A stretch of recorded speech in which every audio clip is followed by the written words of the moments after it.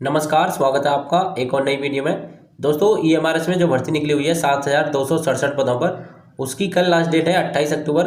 अभी देख लेंगे हम कि इसमें कुल कितने फॉर्म भरे जा चुके हैं और जो डाटा बताऊंगा आपको 27 अक्टूबर 2025 तक का डाटा बताने वाला हूं।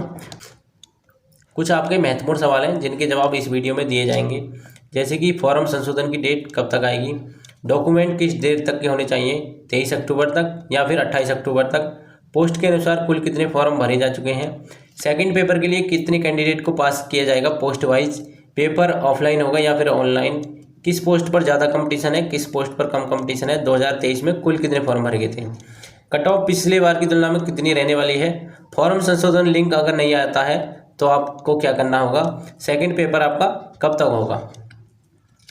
सभी सवालों के जवाब इस वीडियो में दिए जाएंगे, अंत तक बने रहिए।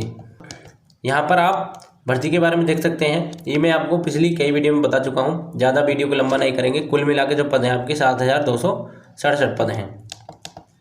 19 सितंबर को आपका नोटिफिकेशन आया था, 19 सितंबर से ही आपके फॉर्म भरे जा रहे हैं। अभी लास्ट डेट हो गई है 28 अक्टूबर 2025 तक आप अपना फॉर्म भर सकते हैं। पहले इसकी लास्ट डेट थी 23 से बढ़ के लास्ट डेट हो गई है 28 अक्टूबर। ये आप डेट एक्सटेंशन का नोटिस देख सकते हैं, इसमें लिखा है कि आपका जो लास्ट डेट है 28 अक्टूबर हो गई है। लेकिन इसमें एक महत्वपूर्ण बात भी लिखी हुई है, जो आपकी डॉक्यूमेंट की कट ऑफ डेट है, डॉक्यूमेंट की कट ऑफ डेट आपकी 23 अक्टूबर ही रहेगी। यानी कि डॉक्यूमेंट आपके पास 23 अक्टूबर तक की होनी चाहिए, आपकी क्वालिफिकेशन 23 अक्टूबर से पहले की होनी चाहिए। यही सेम चीज़ आप वेबसाइट पर देख सकते हैं, cut off date of eligibility criteria 23 अक्टूबर 2025। अब आते हैं मेन मुद्दे पर, कुल कितने फॉर्म भरे जा चुके हैं 27 अक्टूबर सुबह के 7 बजे तक। ठीक है, यहाँ भी आप मेल पर भी देख सकते हैं समय 7 बजे। आपकी जो ये रजिस्ट्रेशन की लास्ट अंक है इस सीरीज में चल रहे हैं, तो ये देख सकते हैं आपके 10,50,864 आपके रजिस्ट्रेशन हो चुके हैं। ठीक है, 10,50,864। यही सेम चीज़ आप इसमें देख सकते हैं 10,50,864। ठीक है, आपके जो फॉर्म की संख्या है किस तरीके से बढ़ी है आप देख सकते हैं। 3 तारीख को आपके रजिस्ट्रेशन थे 2,46,960, 6 तारीख को 3,09,000 और जब लास्ट डेट थी आपकी 23 अक्टूबर तक आपके रजिस्ट्रेशन हो चुके थे 9,43,000। ठीक है, लगभग कैंडिडेट यहीं तक फॉर्म भर चुके थे। कुछ की दिक्कत आ रही थी, लास्ट के 2 दिन साइड भी बिजी रही थी, जिस कारण फॉर्म नहीं भर पाए थे। अब लास्ट डेट बढ़ गई 28 तारीख। जो भी कैंडिडेट बचे थे वे अब सभी रजिस्ट्रेशन कर चुके हैं लगभग, तो अब ये संख्या ज़्यादा नहीं बढ़ने वाली है। 27 अक्टूबर सुबह के 7 बजे तक आपकी जो रजिस्ट्रेशन है 10,50,864 रजिस्ट्रेशन हो चुके हैं। आप देख लेते हैं एक पद के लिए कितने दावेदार हैं। जो टोटल रजिस्ट्रेशन हो चुके हैं 10,50,864, 7,267 पद हैं। एक पद के लिए 145 रजिस्ट्रेशन हो चुके हैं। इसमें से कुछ कैंडिडेट ऐसे होंगे जो फीस पेमेंट नहीं करेंगे और कुछ कैंडिडेट ऐसे हैं जिन्होंने 2 से 3 फॉर्म भरे हैं। 23 तारीख को पिछली वीडियो में ये जो संख्या थी 9.5 लाख के आसपास थी, 9.5 लाख। और मैंने आपको एक बात बताई थी कि 2023 वाली भर्ती में 21 लाख रजिस्ट्रेशन हुए थे लगभग। तो मैंने आपको बताया था कि अगर हम इसको दुगना भी कर दें कि हर कैंडिडेट ने 2 फॉर्म भरे हैं, हालांकि वास्तविकता से इसका कोई लेना देना नहीं है। मैं मैक्सिमम बता रहा था कि अगर हम इतना मानकर चलें तो भी ये रजिस्ट्रेशन 19 लाख लगभग हो रहे हैं। पिछली बार की तुलना में कम रजिस्ट्रेशन हुए हैं। डबल जो कैंडिडेट निकलेंगे, यानी कि 2 फॉर्म वाले लगभग 10 से 20% कैंडिडेट ही मिलेंगे आपको। ठीक है, तो ये संख्या 12 से 13 लाख, ठीक है, 13 लाख मैक्सिमम होगी। ठीक है, मैं मैक्सिमम बता रहा था पिछली वीडियो में, तो कुछ कैंडिडेट करने लगे थे कि कुछ भी बता देते हो, कुछ भी अज्यूम कर लेते हो, तो ऐसा नहीं है। हालांकि इस नंबर से भी आपका कोई मतलब है नहीं, वास्तव में कंपटीशन तो आपका ये रहने वाला है। जो प्री में कैंडिडेट पास होंगे सेकेंड पेपर के लिए, भर्ती का 10 गुना पास होंगे, तो आपके टोटल रजिस्ट्रेशन होंगे 10,50,864 और कुल कैंडिडेट पास होंगे 72,670। तो आपका कंपटीशन 14.5 निकल कर आएगा, 14.5। अगर आप यहाँ पर कंपटीशन देखेंगे तो बहुत ज़्यादा है और यहाँ कंपटीशन कुछ भी नहीं है। तो वास्तव में कंपटीशन आपका यही है, जो भी खेल होना है प्री में हो जाएगा। अगर आप प्री पास कर जाते हैं सेकेंड पेपर के लिए और थोड़ा डिस्क्रिप्टिव अच्छा कर लेते हैं तो आपका लगभग सिलेक्शन तय हो जाएगा। हालांकि डिस्क्रिप्टिव के बारे में किसी को जानकारी नहीं है ज़्यादा, पहली बार एग्जाम होगा, क्या पूछा जाएगा किसी को कोई आइडिया नहीं है। अब देख लेते हैं 2023 वाली भर्ती में कुल कितने रजिस्ट्रेशन हुए थे। हॉस्टल वार्डन के लिए 6 लाख, पीजीटी के लिए 4.5 लाख, टीजीटी के लिए 3.5 लाख, नॉन टीचिंग के लिए 7 लाख और प्रिंसिपल के लिए 25,000। तो कुल रजिस्ट्रेशन 21 लाख थे। ठीक है, पिछली बार की तुलना में इस बार कम रजिस्ट्रेशन हुए हैं, लेकिन कंपटीशन इस बार ज़्यादा रहने वाला है, क्योंकि भर्ती इस बार कम है। अब देख लेते हैं सेकंड पेपर के लिए कितने कैंडिडेट पास किए जाएंगे।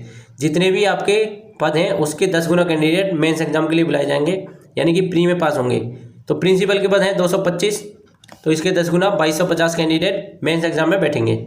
पीजीटी के लिए 14,600, टीजीटी के लिए 39,620, हॉस्टल वार्डन 6,350, महिला स्टाफ नर्स 5,500, लेखाकार 610, जीएससी के लिए 2,280, लैब अटेंडेंट 1,460। कुल मिला के जो कैंडिडेट पास किए जाएंगे प्री में 72,670। अब देख लेते हैं पिछले साल की तुलना में इस बार कट ऑफ कितनी रहने वाली है। पिछली वाली भर्ती से इस बार की भर्ती का कोई लेना देना नहीं है। पिछली बार पैटर्न अलग था, एक ही पेपर था, उसी में आपका सिलेक्शन था। जितनी पोस्ट थी उतने कैंडिडेटों को बुलाया जा रहा था। ठीक है, इस बार आपका मेंस एग्जाम भी है। प्री में 10 गुने कैंडिडेट पास किए जाएंगे, यानी कि जितनी भी भर्ती हैं उसके 10 गुने कैंडिडेट पास किए जाएंगे। तो आप पिछली कट ऑफ से इस बार की कट ऑफ का अनुमान नहीं लगा सकते हैं।